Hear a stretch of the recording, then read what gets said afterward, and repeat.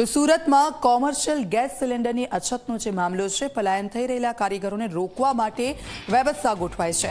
કારીગરો માટે ભોજનની વ્યવસ્થા કરવામાં આવી છે। નજીવા દરે જમવાની વ્યવસ્થા ઊભી કરવામાં આવી। દૈનિક 5000થી વધુ જઈ રહ્યા છે જમવાના પાર્સલ। ₹40માં ભરપૂર ભોજન આપવામાં આવી રહ્યું છે। સચિન પાંડેસરા પલાસણામાં મોકલાઈ રહ્યા છે પાર્સલો।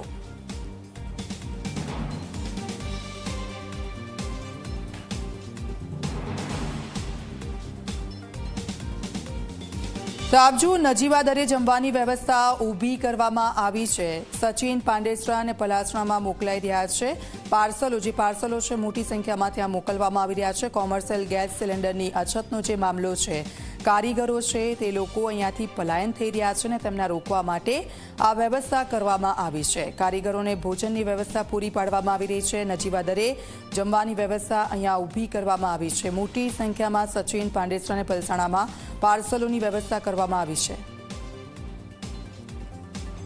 તો સ્વાભાવિક છે કે એલપીજી સિલિન્ડરોની જે અછત ઊભી થઈ છે તેના કારણે જે કારીગરો છે અહીંયાથી પલાયન થઈ રહ્યા છે અને તેમને રોકવા ખૂબ જરૂરી છે, કારણ કે આ કારીગરો જતા રહેશે તો કામ અધૂરું રહી જશે અને તેને લઈને તે લોકોના જમવાની આ વ્યવસ્થા કરવામાં આવી છે। કોમર્શિયલ ગેસ સિલિન્ડરની અછતનો આ મામલો છે અને જે કારીગરો છે તેમને રોકવા માટે પાર્સલ વ્યવસ્થાઓ ઊભી કરવામાં આવી છે। તેમના જમવાની વ્યવસ્થાઓ ઊભી કરવામાં આવી છે। નજીવા દરે તેમને જમવાની વ્યવસ્થા અહીંયા ઊભી કરવામાં આવી છે।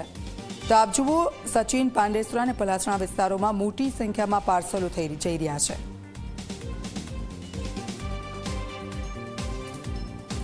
ગેસ સિલિન્ડરોની અછત અને તેના કારણે કેટલાક રેસ્ટોરન્ટો છે ત્યાં અસર પડી છે। રેસ્ટોરન્ટ બંધ થઈ ગયા છે તો કેટલીક જગ્યા પર ઊંચા ભાવ લઈ રહ્યા છે। મેનુમાં બદલાવ આવ્યો છે અને તેના કારણે કારીગરોને આ જમવાનું મોંઘું પડી રહ્યું છે। કારીગરો પલાયન થઈ રહ્યા છે અને તેમને રોકવા ખૂબ જરૂરી છે।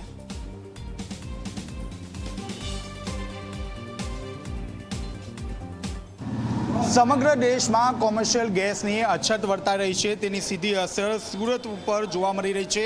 ખાસ કરીને સુરતની વાત કરીએ તો સુરતમાં જે ઇન્ડસ્ટ્રીયલ વિસ્તાર છે, જ્યાં કામદારો કામ કરી રહ્યા છે, તેમને સૌથી મોટી જે અસર છે તે જોવા મળી રહી છે। કારણ કે આ એવા કામદારો છે જેઓ પહેલાં પોતાના જે ગેસ સિલિન્ડર છે તેના ઉપર રસોઈ કરતા હતા, પરંતુ હાલ ગેસ સિલિન્ડરની અછત છે, જેને કારણે તેઓ જે પાંડેસરા વિસ્તારમાં જે ભોજનાલય છે ત્યાંથી તેઓ टिफिन ले रहा है। अपनी साथ व्यक्ति जुड़ा है।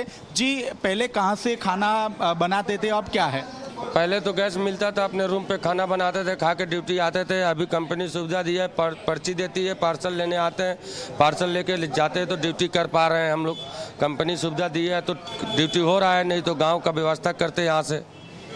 कितनी किल्लत हो रही है गैस सिलेंडर से? बहुत किल्लत हो रही है गैस सिलेंडर से। इतना कोई अब क्या बताऊं, 500 पगार है, 500 रुपये किलो गैस है, कहाँ से चलेगा ये? कोई कंपनी भी कोई सुन नहीं रही है, ऐसा कोई ये नहीं है। अभी भी हमारे कम से कम नहीं तो 100-150 कारीगर चले गए गाँव।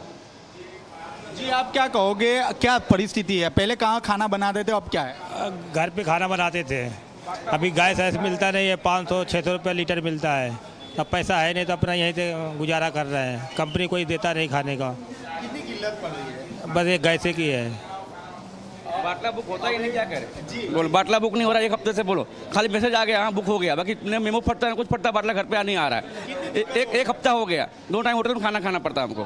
कितनी किल्लत सामना वो तो करना ही पड़ता है ना, क्या करें? अभी यहाँ लाइन लगा होटल में आके आधा घंटा 1 घंटा हमारा काम बिगड़ता है ना। फिर भी नहीं मिलेगा खाना, होटल बंद, फिर गाँव भागना पड़ेगा हमको, क्या करेंगे? फिर कितने कारीगर भाग गए? बहुत कारीगर भाग गए हमारे खाते, 4 कारीगर भाग गए हमारे खाते के। बोलो, लूम से 4 कारीगर हमारे खाते में, और कितने खाता है सूरत के अंदर? अगर एक गिनती करो तो तुम 10,000 तो आदमी भाग गए होंगे कम से कम। बहुत आज कहते बंद है गैस, खाना नहीं मिला है। सब लकड़े पे बना रहे हैं, वो भी गांव में भाग के जा रहे हैं। रोज डेली के डेली मैं देख रहा हूँ, झोला लेके डेली 150 आदमी भाग ही जा रहे हैं। 100 आदमी में जरा मेरा रोड पर घर है। हाँ जी।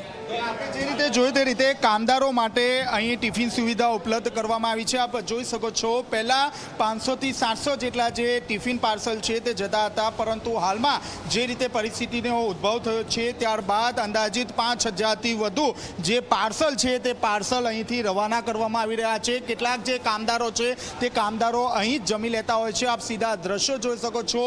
નજીવા દરે જે મિલ માલિકો છે તેમના દ્વારા આ ભોજનાલય ઊભી કરવામાં આવી છે કે જેને કારણે જે કારીગર છે તે ઓછા વેતને અહીં જે પોતે ભરપેટ જમી શકે. અત્યાર સુધી આ જે તમામ એવા કામદાર હતા જેઓ પોતાના જ રૂમ પર રસોઈ બનાવતા હતા, પરંતુ હાલ કોમર્શિયલ ગેસ સિલિન્ડરના અભાવે જે કામદારો છે તે કામદારો પોતાના માદરે વતન તરફ જઈ રહ્યા છે. બીજી તરફ જે મિલ છે તે મિલ બંધ થવાના આરે છે, ત્યારે મિલ માલિકો દ્વારા જે ભોજનાલય છે તે ઊભું કરવામાં આવ્યું છે અને વહેલામાં વહેલી તકે કોમર્શિયલ ગેસ સિલિન્ડર ચાલુ થઈ જાય તેવી મુખ્યમંત્રીને રજૂઆત પણ કરવામાં આવી છે. કેમેરામેન વિજય બેસાણી સાથે ચેતન પટેલ, ઝી મીડિયા, સુરત.